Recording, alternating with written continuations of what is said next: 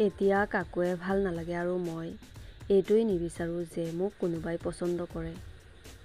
সম্পৰ্ক বনাবলৈ এৰি দিলোঁ মই। হয়তো ভাগৰি গৈছোঁ মই। ৰাতি বিচনাত পৰিলেও টোপনি নাহে। ভয় লাগে যে কাইলৈ জীয়াই থাকিবলৈ।